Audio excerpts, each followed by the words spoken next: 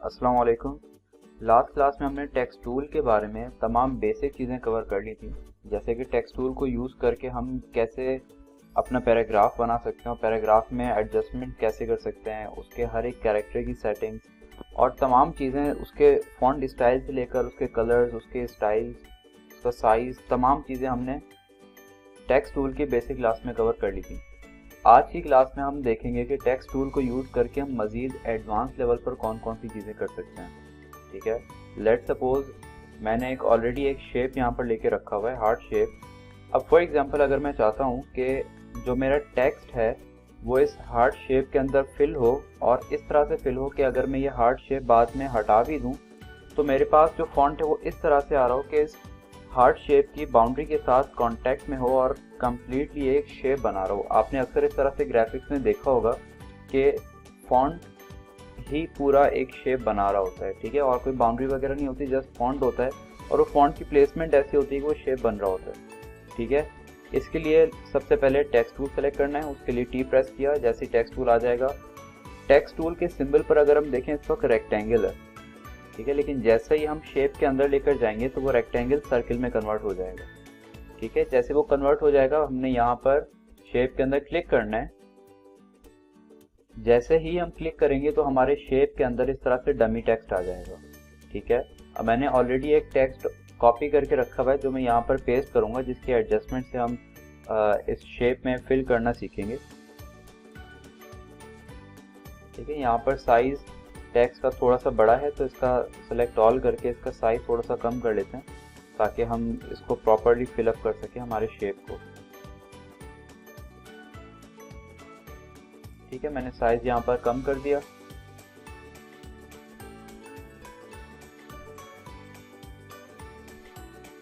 अच्छा, यहाँ पर ये चीज़ देखिएगा कि हमारा जो टेक्स्ट है वो लाजमी जस्टिफाई ऑल के ऑप्शन पे रखा होना चाहिए। ठीक है, जैसे अभी रखा हुआ है। अगर हम लेफ्ट अलाइन या राइट अलाइन करेंगे तो हमारा जो टेक्स्ट है वो राइट या लेफ्ट जो बाउंड्री है उसके साथ जाकर मिल जाएगा, लेकिन अगर हम चाहते हैं कि जो हमारा टेक्स्ट है टॉप, बॉटम, लेफ्ट, राइट तमाम साइड्स पर हमारी बाउंड्री के साथ कांटेक्ट में है तो उसके लिए जस्टिफाई ऑल का जो लास्ट ऑप्शन जो इसका सिलेक्टेड है वो हमने सेलेक्ट करना है। ठीक है, इसी टेक्स्ट को दोबारा से कॉपी करके पेस्ट कर लेते हैं ताकि हमारे पास पूरा शेप फिलअप हो जाए।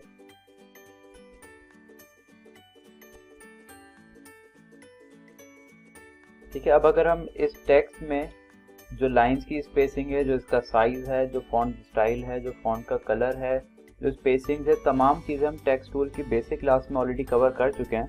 तो अगर उन चीज़ों के बारे में सीखना है तो उसके लिए आप टेक्स्ट टूल की क्लास जाकर देख सकते हैं। ठीक है, अब अगर मैं इस तरह से हार्ट शेप को हाइड कर दूं तो देखें टेक्स्ट जो हमारे पास इस तरह से आ चुका है कि हम हार्ट शेप बना सकते हैं। याद रखिएगा, चाहे कोई भी शेप हो, हमने शेप के टूल से ड्रॉ किया हो, चाहे हमने पेन टूल से कुछ ड्रॉ किया हो, जब भी हम वेक्टर बेस्ड शेप ड्रॉ करेंगे और वो कंप्लीट लूप में होगा या वो इवन वो अगर पाथ की फॉर्म में भी होगा तो हम टेक्स्ट टूल को यूज़ करके उसके ऊपर इस तरह से हम टाइप कर सकते हैं। अगर हम चाहते हैं कि जो हमारा टेक्स्ट है वो इस हार्ट शेप की बाउंड्री पर आ जाए, ठीक है, मतलब अगर मैं इस हार्ट को हाइड भी कर दूं, हाइड करने के बाद जो मेरा फॉन्ट है वो इस तरह से इसी बाउंड्री के पर अरेंज किया हुआ हो कि वो मिलकर पूरा हार्ट शेप बना रहा हो। ठीक है, तो कैसे करना है, जैसे अभी हमारे पास सिंबल पर अगेन रेक्टेंगल शेप आ रहा है और अंदर हमारे पास सर्कल शेप आएगा। ठीक है, लेयर शेप वाली सिलेक्टेड होनी चाहिए। देखें सर्कल शेप आ रहा है हमारे पास। तो जैसे ही हम इसको मज़ीद बाहर की तरफ लेकर जाएंगे और हम बाउंड्री के ऊपर आएंगे तो ये जो शेप है इसके ऊपर एक छोटा सा कर्व्ड पाथ बना नज़र आ रहा होगा। ठीक है, इसका मतलब यह है कि अब अगर हम क्लिक करेंगे तो क्लिक करने से जो भी हम टाइप करेंगे वो सिंपली इस हार्ट के पाथ के ऊपर टाइप होता जाएगा। ठीक है, जैसे अभी हमने क्लिक किया तो क्या वो जो डमी टेक्स्ट है वो इसकी बाउंड्री के ऊपर आ गया। ठीक है, इसकी जगह हम कुछ और लिख लेते हैं, जैसे ऑल अबाउट ग्राफिक्स। ठीक है,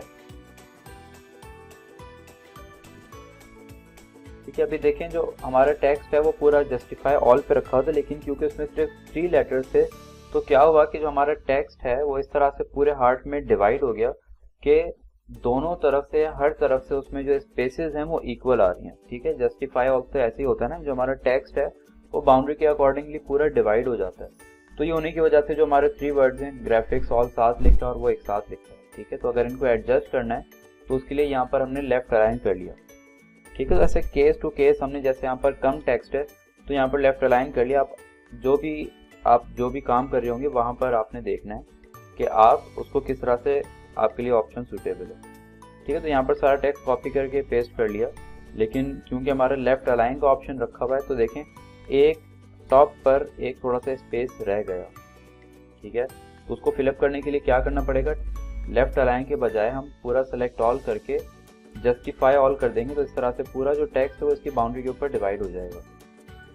ठीक है, अब जैसे अगर हमने हार्ट शेप हाइड किया तो टेक्स्ट हमारे पास इस तरह से आ रहा है। ठीक है, अब लेट्स सपोज कि जैसे अब यहाँ पर देखेंगे हार्ट का जो टॉप वाला पार्ट है, टॉप मिडिल पार्ट है, उसमें क्या है कि टेक्स्ट हमारे पास इस तरह से ओवरलैप कर रहा है।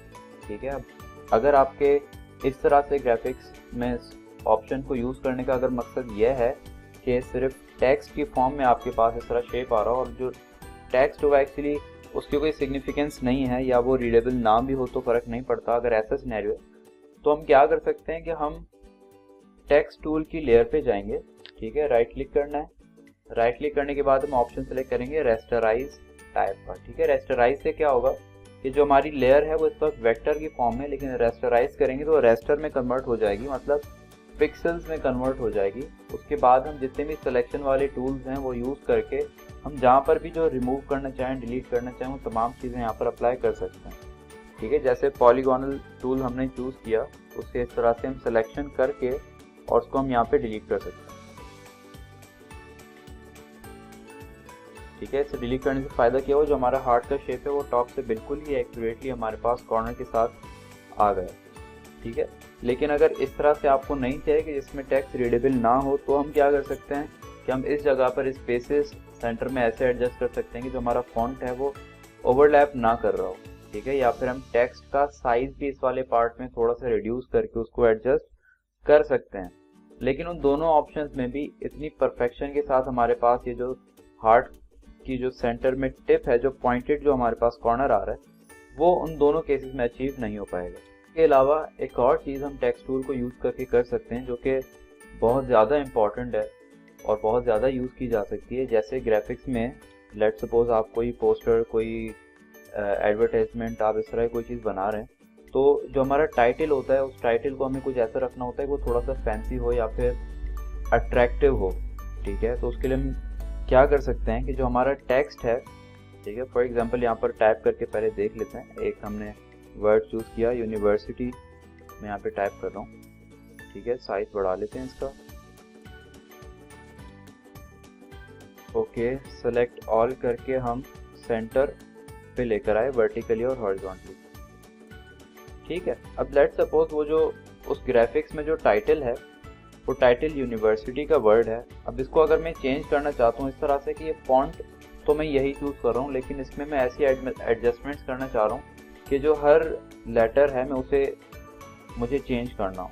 ठीक है, या फिर फॉर एग्जांपल जैसे लोगो हम डिज़ाइन कर रहे होते हैं तो अक्सर लोगो में ऐसा होता है कि आपके जो ब्रांड का जो नेम होता है उस नेम में ही जो कोई शेप है या फिर ब्रांड का जो ओरिजिनल लोगो है उसको मर्ज कर दिया जाता है।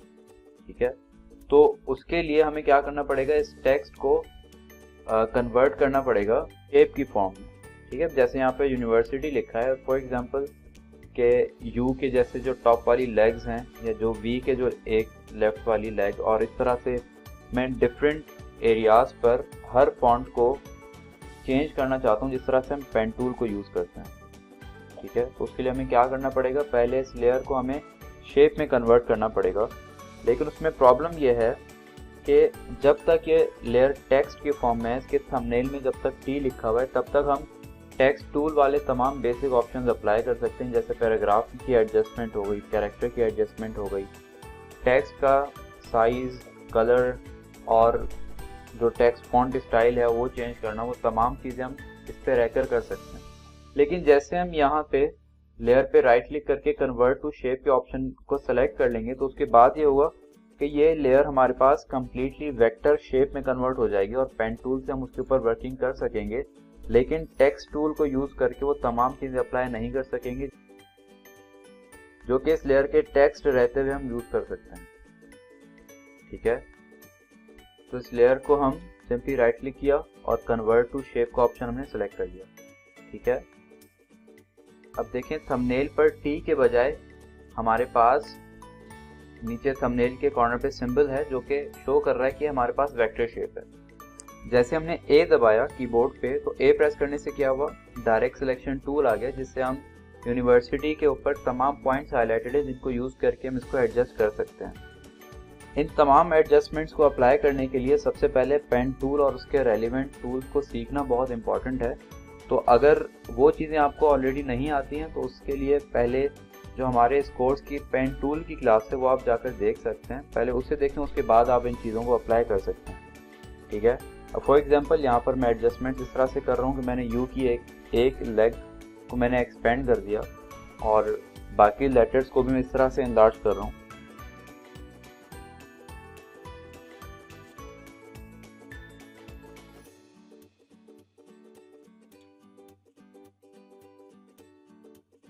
ठीक है, फॉर एग्जांपल जैसे डायरेक्ट सिलेक्शन टूल से मैंने एस को सेलेक्ट किया और सारे पॉइंट्स एस के हाईलाइटेड हैं, तो यहीं पर अगर मैं कंट्रोल के साथ टी प्रेस करूंगा तो इस तरह से ट्रांसफॉर्मेशन का ऑप्शन आ जाएगा। ठीक है, तो यहाँ पर इसी लेयर के अंदर रहते हुए जो मेरे पास हाईलाइटेड पॉइंट्स से उस पूरे पार्ट को मैं इस तरह से अलग से ट्रांसफॉर्म भी कर सकता हूँ, रोटेट भी कर सकता हूँ, तमाम ट्रांसफॉर्मेशन वाली चीज़ें अप्लाई कर सकता हूँ।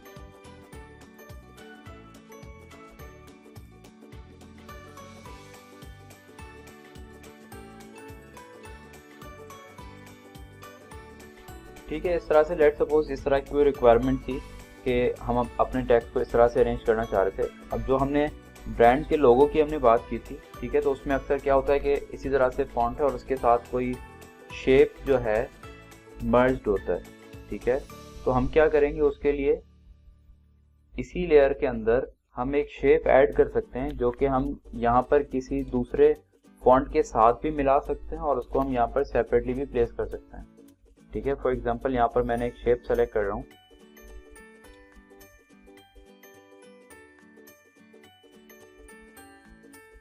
ठीक है, सिंपल क्लिक किया और इस तरह से ड्रॉ कर लिया। लेकिन डायरेक्टली अगर हम क्लिक करेंगे तो क्या होगा, अलग लेयर में आएगा। लेकिन क्योंकि हमें इसी लेयर में इंक्लूड करना है उस शेप को, उसके लिए हमें क्या करना पड़ेगा, ऊपर हम टॉप पर जाएंगे।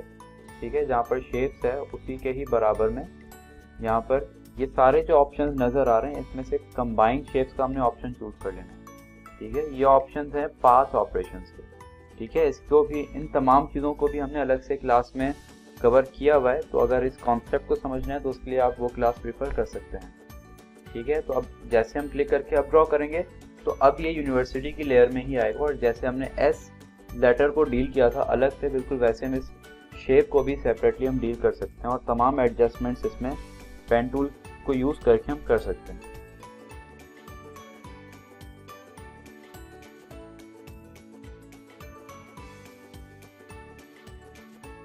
तो आज के लिए इतना ही, इंशाल्लाह कल मिलते हैं नेक्स्ट क्लास में। Thank you.